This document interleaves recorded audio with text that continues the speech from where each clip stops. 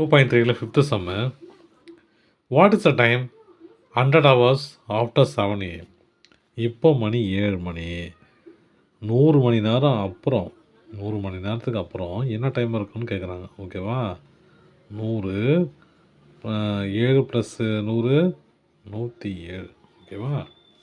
இப்போது 107 congruent to x mod time அது 24 hours. ஓகேவா?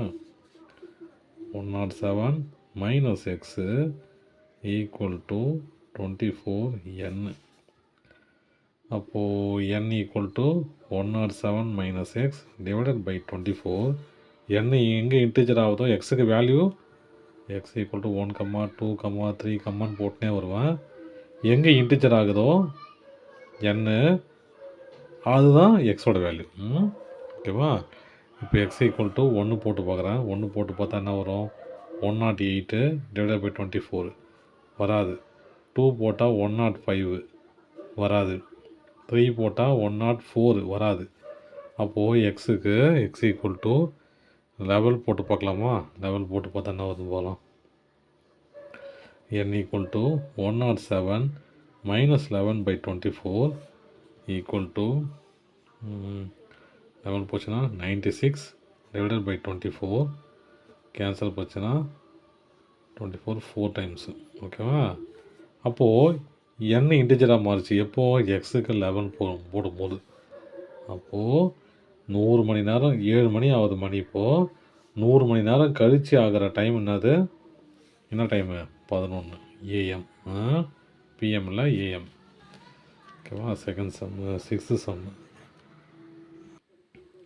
சிக்ஸ்த்து சம்மில் என்ன சொல்கிறாங்கன்னா, இப்போ டைமு 11 PM 15 மணி நேரத்துக்கு முன்னாடி பிஃபோர் 15 ஹவர்ஸ்க்கு முன்னாடி என்ன டைம் இருக்குன்னு கேட்குறாங்க. What time? சரிங்களா? அப்போது நம்ம என்ன கண்டுபிடிக்கலாம்? 11 மணி இப்போ டைம் ஆகுது. 15 மணி நேரத்துக்கு முன்னாடி என்ன டைம் இருக்குன்னு கேட்குறாங்க. அப்போது 11 மைனஸ் 15 காங்க்ருவன்ட் எக்ஸு மாட் இது நம்ம போட தேவையில்ல. ஏன்னா 11 மைனஸ் 15னா 12 மணி நேரத்துக்கு உள்ளே வந்துடும் இல்லையா? அதனால் 12 போட்டுக்கிறேன். 13 14 போகுது அப்படின்னா 24 போட்டுக்கலாம். இப்போ 12 மணி நேரத்துக்கு உள்ளே தான் வருது இல்லையா? அதனால் 12 போட்டுக்கிறேன். 12 போட்டால் என்ன வரும்? -4 equal to congruent to x mod 12 இல்லையா? இப்போது ஃபார்முக்கு கொண்டு வந்துடலாம். -4 minus x equal to 12n. n integer. n equal to -4 minus x divided by என்னது? 12 இல்லையா? அப்போது எக்ஸுக்கு என்ன வேல்யூ போட்டால் என்ன இன்டிஜராக மாறும்னு பார்க்கணும். அப்போது எக்ஸுக்கு 1 போட்டால் -5 ஆகிடும். 2 போட்டால் -6 ஆகிடும். அதுவும் ஃப்ராக்ஷனில் வந்துடும் இல்லையா? அப்போது 8 போட்டால் எக்ஸ் ஈக்குவல் டு 8 போட்டால் n equal to -4 minus 8 divided by 12 equal to -12 divided by 12 cancel பண்ணால் 1 -1 வரும். டைமில் மைனஸ்லாம் கிடையாது, 1 தான். அப்போது 1 இன்டிஜர் வந்துச்சு எனக்கு. அப்போது எக்ஸ் வந்து 8. ஓகேவா?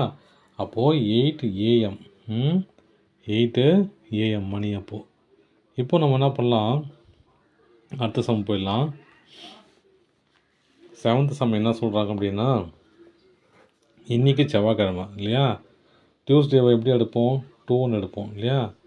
45 நாளுக்கு அப்புறம் எங்கள் மாமா வருவார். அந்த நாள் என்ன நாளாக இருக்குன்னு கேட்குறாங்க. அப்போ நான் என்ன பண்ண போகிறேன்? முதல்ல நம்ம எழுதிக்கலாம்.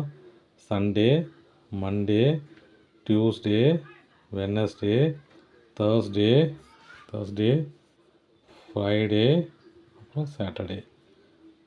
0 1 2 3 4 5 6.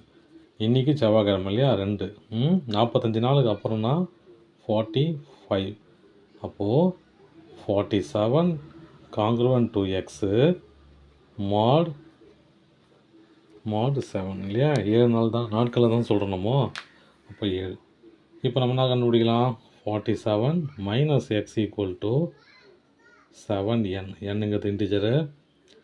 n equal to 47 minus x divided by 7. எக்ஸுக்கு ஒரு வேல்யூ போடுவோம். எக்ஸ் ஈக்குவல் டு 1 2 3 4ன்னு போட்டுனே வருவோம். போட்டுனே வரும்போது அந்த நம்பர் n டிவைட் பண்ணி வர நம்பர் எப்போ இன்டிஜராக மாறுதோ அதுதான் எக்ஸோட வேல்யூ. இப்போ நம்ம என்ன பண்ணலாம்? 1 போட்டால் என்ன வரும்? 46 வரும். 7ஆல் டிவைட் பண்ண முடியாது.